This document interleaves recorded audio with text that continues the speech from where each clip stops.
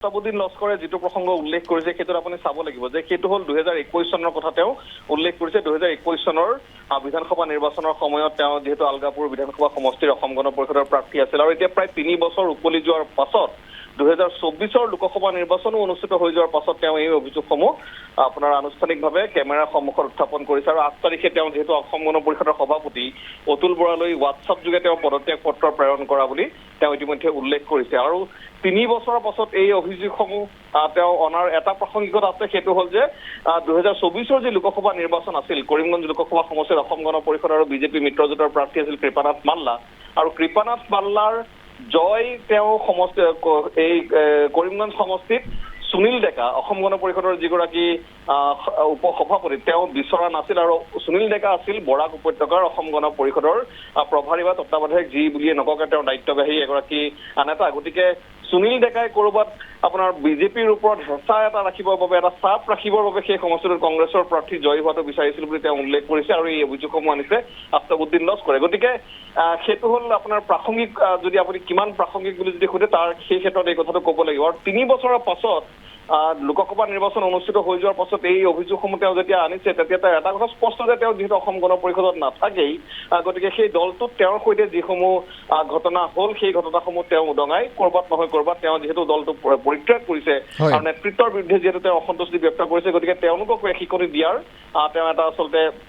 মানসিকতা ৰাখি এই কথাখিনি যে তেওঁ কৈছে সেইটো পোনছাতে আচলতে গ্ৰহণ কৰিব পাৰি দ্বিতীয়টো কথা হ'ল যিটো আপোনাৰ আফতাবুদ্দিন লস্কৰে যিখিনি কথা কৈছে যে সুনীল ডেকাই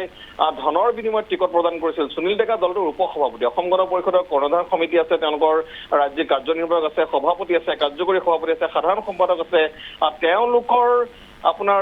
তেওঁলোকক থকাৰ পাছত সুনীল ডেকাই কোনো এগৰাকী ব্যক্তিক টিকট দিব পাৰে নে নোৱাৰে সেই ক্ষেত্ৰতো আপুনি আচলতে বহু কথা চাব লাগিব কাৰণ সুনীল ডেকাই কাৰোবাক টিকেট দিয়াৰ নিশ্চিতভাৱে তেওঁৰ ব্যক্তিগত এটা কৰ্তৃত্ব থাকিব নোৱাৰে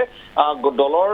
মজিয়াত সেই সকলো বিষয় আলোচনা হোৱাৰ পাছতে যিহেতু এগৰাকী ব্যক্তিক টিকট প্ৰদান কৰা হয় গতিকে সেই দিশৰ পৰা চাবলৈ গ'লে যদি আফতাবুদ্দিন লস্কৰে কোৱা কথাখিনি সঁচা হয় আপুনি সঁচা বুলি এইটো কাৰণেই ধৰিব পাৰি কাৰণ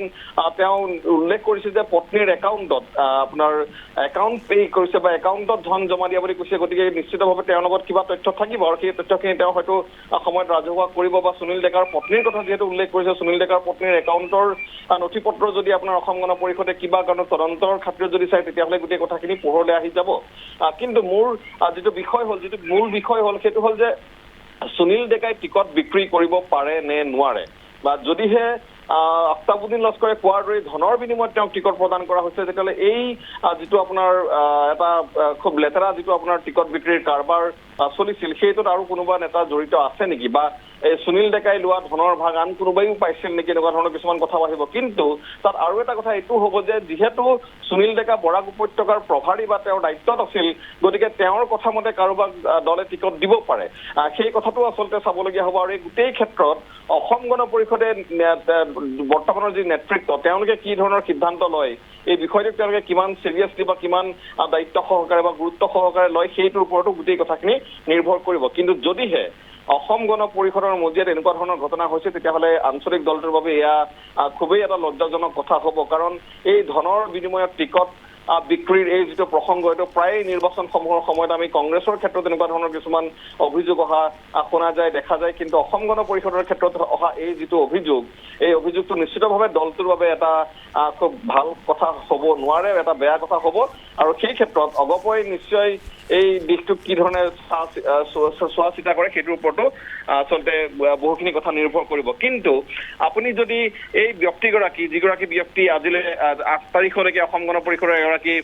আপোনাৰ দায়িত্ববাহী ব্যক্তি আছিল এখন জিলা সভাপতি আছিল তেওঁ এটা কথা কিন্তু উল্লেখ কৰিছে বাৰে বাৰে যে অসম গণ পৰিষদ আজিৰ তাৰিখত সেই 85ৰ পাছত গঠন হোৱা দল নাই সেই দলটো এতিয়া অতুল বৰা এণ্ড কোম্পানীৰে পৰ্যবেক্ষিত হৈছে বুলি তেওঁ যিটো অভিযোগ আনিছে আৰু য'ত সুনীল বৰাৰ দৰে এগৰাকী ব্যক্তিক মাৰ্কেটিং এজেণ্টৰ দৰে দায়িত্ব দিয়া হৈছে বুলি যিসমূহ কথা কৈছে সেই কথাসমূহৰ পৰাও আচলতে দলটো অসম গণ পৰিষদ নেতৃত্বই বৰ্তমানৰ নেতৃত্বক বা বৰ্তমানৰ গোটেই দলটোক কি ধৰণে ইয়াৰ পৰা আঁতৰাই ৰাখিব পাৰে সেইটো এটা খুব লক্ষণীয় কথা হ'ব নীলোৎপল হয় যেটো কথা উল্লেখ কৰিছে বা আফতাবুদ্দিন লস্কৰে যে 85 চনৰ হে অসম গণ পৰিষদ দল এতিয়া নাই এতিয়া দলটো পৰ্যবেক্ষিত হৈছে অতুল বৰা এণ্ড কোম্পানীলৈ এতিয়া এই ধৰণৰ অভিযোগসমূহ উত্থাপন কৰাৰ পাছতো লগতে যি ভয়ংকৰ লগতে গুৰুত্বপূৰ্ণ যি অভিযোগ উত্থাপন কৰিছে যে অসম গণ পৰিষদ দলৰ এগৰাকী গুৰুত্বপূৰ্ণ নেতা যি উপসভাপতি পদত অধিষ্ঠিত হৈ আছে সুনীল ডেকা, তেওঁ ধনৰ বিনিময়ত 2021 টিকট বিক্ৰী কৰা বুলি যি ভয়ংকৰ অভিযোগ উত্থাপন কৰিলে আফতাবুদ্দিন লস্কৰে অসম গণ পৰিষদ দল ত্যাগ কৰি তাৰ পাছতো যথেষ্ট সময় হৈ গৈছে এই অভিযোগ উত্থাপন কৰা, তাৰ পাছতো অসম গণ পৰিষদ দলৰ ফালৰ পৰা কোনো প্ৰতিক্ৰিয়া ব্যক্ত কৰা হোৱা নাই। কিয় ব্যক্ত কৰা হোৱা নাই? আফতাবুদ্দিন লস্কৰৰ দৰে নেতাৰ দল ত্যাগী নেতাৰ বক্তব্যক সম্পূৰ্ণভাৱে আওকাণ কৰিছে নেকি? নীলোৎপল, এই কথাটো আচলতে নিৰ্ভৰ কৰিব যে আফতাবুদ্দিন লস্কৰে হোৱাটছআপত যিখন পদত্যাগ পত্ৰ দলৰ সভাপতিলৈ প্ৰেৰণ কৰিছিল সেই পদত্যাগ পত্ৰখনত কি কি কথা তেওঁ উল্লেখ কৰিছিল। তেওঁ যিসমূহ কাৰণ তেওঁ আজি সংবাদ মাধ্যমৰ জৰিয়তে ৰাজহুৱা কৰিছে সেই কাৰণসমূহ সেই পদত্যাগ পত্ৰখনত তেওঁ উল্লেখ কৰিছে নে নাই? যদিহে কৰা নাই তেতিয়াহ'লে দলটোৰ অগপ নেতৃত্বৰ বাবে সেইটো আজি হঠাৎ সংবাদ মাধ্যমৰ জৰিয়তে গম পোৱা তেওঁলোকৰ বাবে এটা কথা হ'ব। আৰু যদিহে পদত্যাগ পত্ৰখনত সেইসমূহ কথা উল্লেখ কৰিছিল, তেওঁ যিসমূহ কথা আজি সংবাদ মাধ্যমৰ জৰিয়তে যিসমূহ অভিযোগ আনিছে, যদি সেই কথাসমূহ উল্লেখ কৰি সেই পদত্যাগ পত্ৰখন প্ৰেৰণ কৰা হৈছিল আৰু তাৰ পাছতো যদি অগপই কোনো ধৰণৰ ব্যৱস্থা গ্ৰহণ নকৰে তেতিয়াহ'লে এই গোটেই দিশটোক দলটোৰ বৰ্তমানৰ নেতৃত্বই কিছু পৰিমাণে আপুনি কোৱাৰ দৰে আওকাণ কৰিছে নেকি, এনেকুৱা ধৰণৰ কিছুমান প্ৰশ্ন আহিব। কিন্তু যিহেতু গোটেই বিষয়টো আজি বিয়লিৰ ভাগৰ পৰাহে চৰ্চালৈ আহিছে, গতিকে কাইলৈৰ দিনটোত অগপ নেতৃত্বই বা সুনীল ডেকাই বা অগপৰ সভাপতি, তেওঁলোকৰ কাৰ্যকৰী সভাপতি বা আন যিসকল সংগঠনৰ নেতা আছে তেওঁলোকে এই সন্দৰ্ভত কি ধৰণৰ প্ৰতিক্ৰিয়া ব্যক্ত কৰে সেইটোৰ পাছতহে আচলতে গোটেই বিষয়টোক লৈ দলটো কিমান চিৰিয়াছ সেই কথাখিনি গম পোৱা যাব।